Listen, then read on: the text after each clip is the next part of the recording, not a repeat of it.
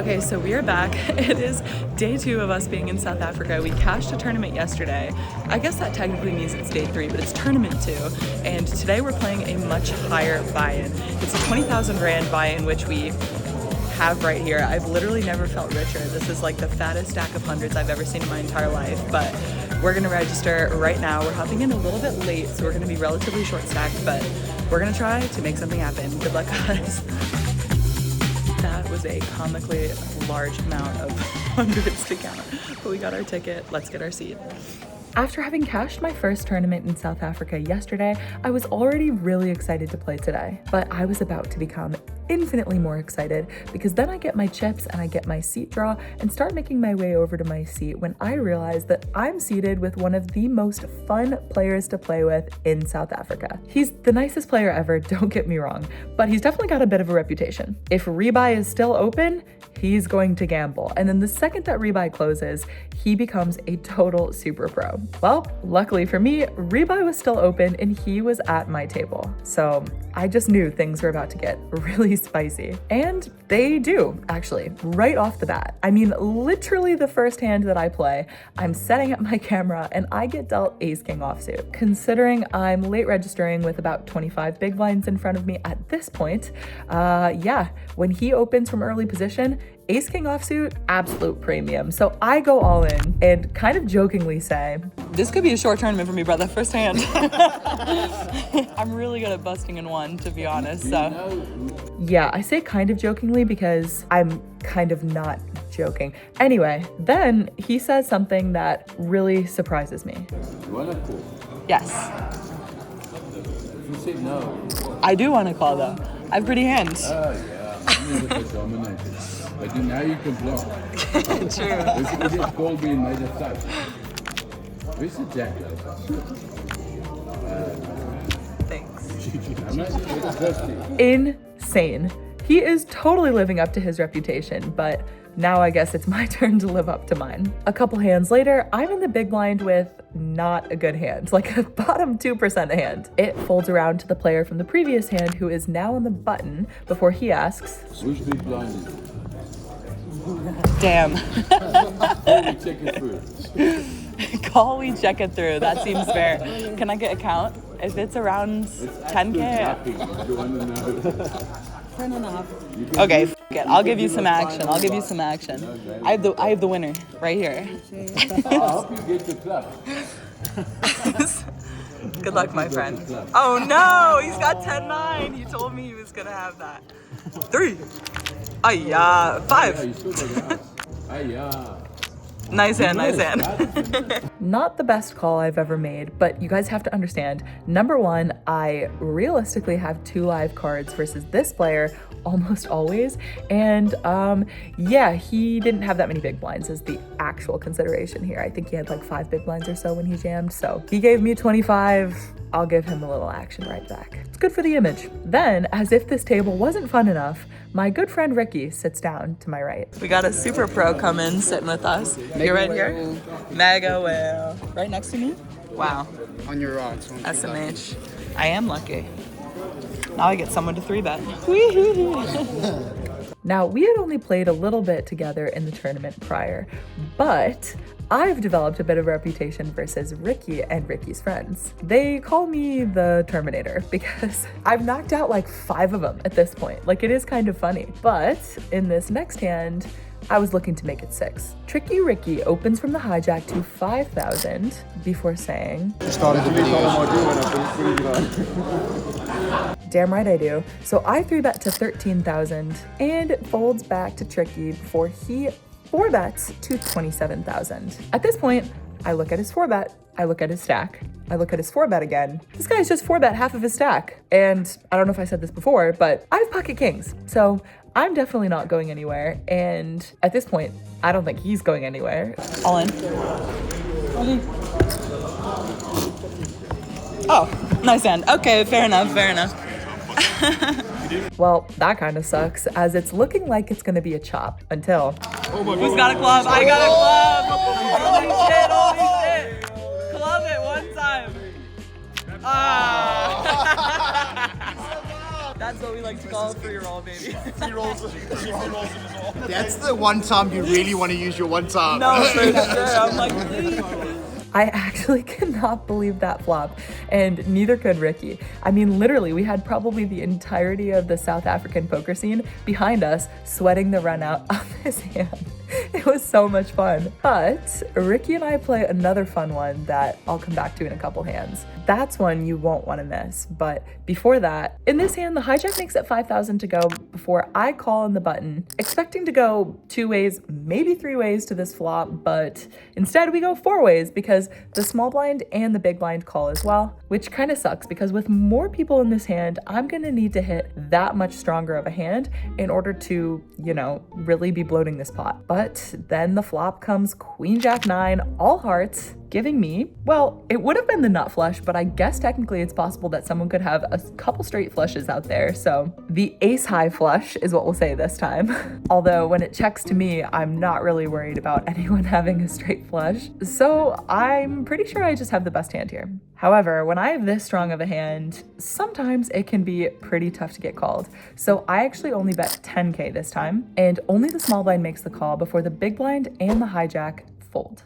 Flop was great, turn not so great. It's the 3 of hearts. And I say not so great because while it would improve some of my opponent's like 1 card flush draw hands that they might have had in the flop, it also could be an action killer if my opponent had something like 2 pair or even a straight. So when the small blind checks it over to me, I actually want to get a little bit tricky here and check behind. I really do not want it to seem like I have a flush. The logic is pretty simple here. I went for a check because I thought that there wasn't enough of his entire range that could call me if I bet again, whereas his entire range might get slightly curious on the river after I had played the turn pretty sneakily. The river comes the 4 of clubs, and the small blind checks once again, which is kind of unfortunate because now I'm pretty sure he just really has nothing. But in order to try to make my line look as confusing as possible, I go for a jam with my good hand. Man, I'm just thinking about all the texts I'm gonna get from Joe McKeon after this too. He always gives me advice on my vlogs, which I really appreciate. Shout out Joe. And normally he knows what he's talking about. I mean, he's had a couple of main event winners, and I'm telling you right now, the text I'm about to get when I tell him about this hand is, and I quote, "Bet your good hands on the turn, Abby. What the hell are you doing?" Love him, but I wish I could think about this stuff in game. I don't know, kind of a weird hand, but either way, small blind folds, we take it down, on to the next, which is a very fun hand that I play with Mr. Tricky Ricky. When you're in You get to go to West's boot camp for free if Abby knocks you out again. What? Yeah, but like she's already knocked me out. Just give We me a got boot camp. needlers back here, let's go. They're all rooting for me, how does that make you feel? Uh-oh. Here we go. Look at this, small blind versus big blind. Watch this, guys, masterclass. Hang on, go ahead. Hang on. Don't start this team. He's trying to raise my big blind. This is so sick. I call. Shocker. Challenge accepted. I know who I'm rooting for. Yeah. Let's go, Abby. Let's go. Let's go, Abby. Let's go. Trust me, she doesn't need you guys help. This is me. Hot. Yes. Felt right. Technically, it's 1 big blind less than pot.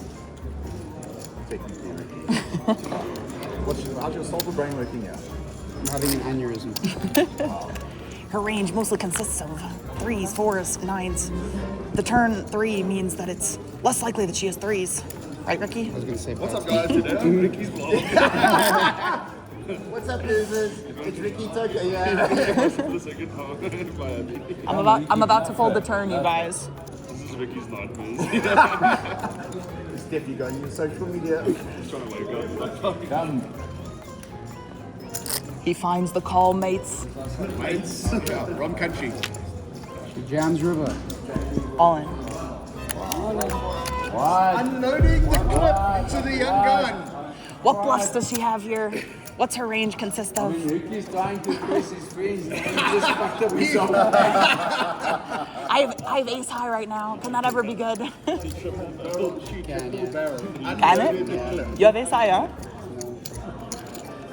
Tell the camera what you have. Yeah, tell the camera what you have. Show the camera what you have. True. True. I'm gonna get to see it. I'll see. I'll show him so instantly. Nuts. I really don't believe you. My hand is so shit. What do you have? A 4? Ricky is in the fucking I lose to some of your bluffs. You lose all my bluffs, bro. I wanted a call with King Ha. What? You got bluff? Get it through. Let's go. I'm so close to calling. Ace high, I call. Ace high, I call. I believe it, but I wasn't trying to do that, brother. Let's go, man. I call Ace high. Oh, I was so close. I was so close. Sorry, Ricky, but was it that unbelievable that I could have just had a 9? All right, well, we're on break. I felt bad, bought this kid a necklace. So he also said that I should try this Takis. Biltong. Stockies. Right? Biltong. Biltong. But how did he say it in South Afrikaans? How does he say it? I don't speak Afrikaans. Nee, Afrikaans maar niet goed. Okay, well, anyway, Stockies, we're trying it. Here's the review. Get him, Wes. Let him know. That's what Fiji. She's too good. Can't find the hero called King 3 Ha. streets, bam, bam, bam. Bluff the fish. This one is also telling me that he thinks that beef jerky in the States is worse than biltong. It's way worse. That's not a good take, my friend, unfortunately. This shit is hard as a rock. You gotta... You have weak teeth. Listen, that's real shit, Biltong. I can't get through this. Look at. You have weak teeth. I've been trying, bro. First she thought it was bull. I thought it was the tongue of a bull. She's like, yeah, bull's got really big. Trying with you guys and using the tongue. I can't get it right. This language. What's the thing you say, lucky? Lekker. Lekka. What's this? Cool, awesome, sweet, whatever you want it to Lekka. be. That bluff was pretty lekka. That bluff was fucking lekker, baby. I was joking. Lekker means retarded. Give me a new word and you know I'll use it to needle you. But anyway, in all seriousness, as much as these South African guys were trying to get me to like biltong, it just was not clicking. Something about the stiffness and the texture, I don't know, it just wasn't for me. But one thing that is definitely known to be my taste, or my style at least, is getting way too sticky pre-flop with okay hands. I mean, literally in this next hand, the same player that I've been battling with all day actually makes the joke before I start recording this hand that he's just gonna see how big he can make it to where I'll still call. So that's why, even though the blinds are 2,500, he actually makes it 10,000 to go. I'm a sticky. I run one bluff and this is what happens. And while he's right that should narrow my range, I kind of just have a hand that I can't really fold. So I make the call with pocket 8s in the big blind. Before the flop comes an interesting one. It's queen 8-5 all clubs. So I flopped middle set, but on an all club board. Weird. But I would expect him to bet all of his, one club holdings here. So I check, but unfortunately the button checks behind. The turn comes the 3 of hearts, which is an unbelievably safe one for me. So I say, leading small, keep your value hands. That's not bad, dude. He snap folded, so it's pretty clear that I wasn't gonna get a single other cent out of him in this hand, which he also chooses to enlighten me about. Good luck, good luck. Your heat was terrible, wasn't it? Yeah. What do you think about it? I'm off a lot today. But next time I'm shipping. Okay. What can I say? I guess I'm just sticky. Speaking of sticky, what a crazy ass transition, but here's what's, here's this next hand. I'm in the hijack with pocket queens before raising to 6,000. Only the big blind calls, who was definitely on the more snug side. Let's keep it like that. Sounds a little bit cleaner. Now, at this point, you might be thinking, how could she get too sticky with pocket queens? I mean, that's such a good hand. And yes, but then the flop comes ace 4-7 with 2 spades, and my opponent actually leads. Interesting. Is this always an ace? Could this ever just be spades? Could this be... I'm confused, so I actually make the call, but in hindsight, I could probably just let it go right here. Like, I'm kind of praying to see 5-6 or something like that, but I don't know. It's just gonna get dicey across 3 streets. So anyway, I make the call for some reason, and the turn comes an interesting one, as it's the jack of spades. Now, instead of betting half pot, my opponent actually sizes down and bets 7,000, which to me is screaming weak ace, truly. So I actually think about raising right here and now, but then I honestly managed to convince myself that we might still have the best hand, even though I really don't know how we could have the best hand, but hey, you could always have 5-6, right? No, I'm kidding. But in all seriousness, if he does have a weak ace like I'm kind of putting him on now, I can always improve my hand if a spade comes. And if not, I can always bluff on the river. So I still make the call, which is, you know, me getting a little bit sticky, but I did have some devious intentions until I saw my opponent check on the 9 of hearts river. At this point, I'm evaluating a couple things. Number one, how sticky is my opponent? Number two, how good is my image? And number three, is my line credible? And oh yeah, I guess if I could still have the best hand. Okay, I'm dropping that because I probably don't. But for some reason, I think it's partially because I had just been, you know, bluffing a lot. And like clearly from the last hand, you can tell people do not respect my bets right now. So I actually choose to check back in game and end up losing to exactly what I thought he had, which would be a shitty ace. Kind of sucks to be like right on your read, but not go for it. But I mean, I don't know. I just really think I was getting called. It all started with the 3-5 offsuit and it was downhill from there, I swear to God. But all this to say, this was the perfect time to do a little table change, okay? This next hand, I'm kind of just including to show you kind of what it was like to play down in South Africa. So in this hand, my opponent goes all in blind. That's right, he does not look at his cards. So automatically I'm thinking two things. Number one, oh my God, I love my new table. And number two, please give me a good hand. And I don't even mean like aces, okay? I will settle for 10 jack suited. I'm not picky. Give me pocket fives, all right? Help a sister out. But unfortunately, That's crazy. if it folds to me, we'll sweat it together. Okay. That's fair? Oh, okay, all right, let's check together. First card. 9, Nine. not too bad. I need another 9. Oh, I have a horrible hand. Okay, you win. I already called off with bottom 2% one time today. I don't know that I can do it again. Especially because at this point in the tournament, we were really close to the money. I know it might not look like this, but we're actually 7 people away from the money right now. It's gotten quite close. There was a couple bust outs in that last couple hands, so we're pretty close. 7 people away, 17 left in the field. This kid's one of them. He's watching me do this. And then we got... She punted my chips away. First of all, I didn't punch. Okay. Have I been a little light on some of my opens? Maybe. That's alleged. You can't prove that. As funny as Ricky's jokes were, the reality is that the reason why he's saying that it looks like I lost a lot of chips is because I had lost a lot of chips, and not even from playing a hand.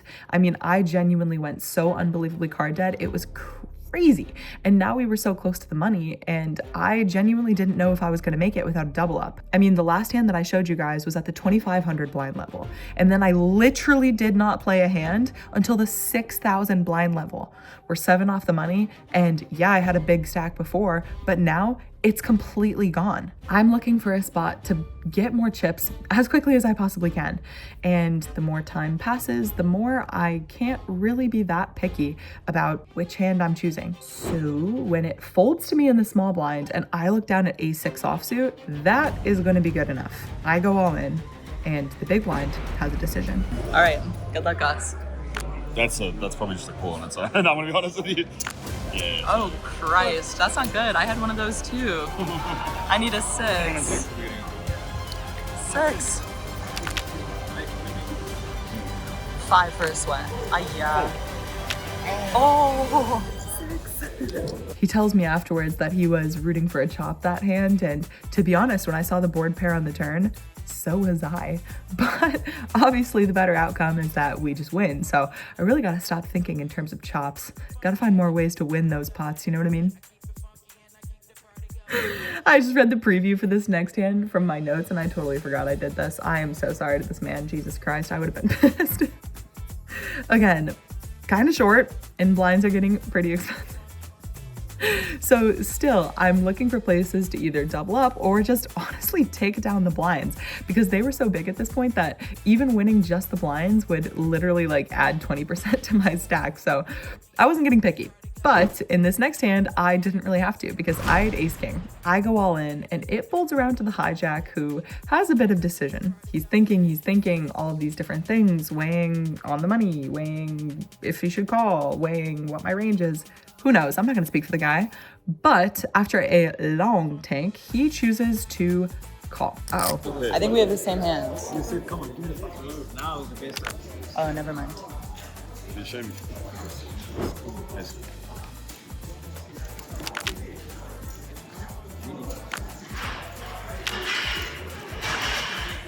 No, because why would I say that? Okay, maybe he snaps with ace king. I don't know. I thought he was deciding whether or not he wanted to flip with me, but it turns out when he shows me that hand, I just come off like such an asshole.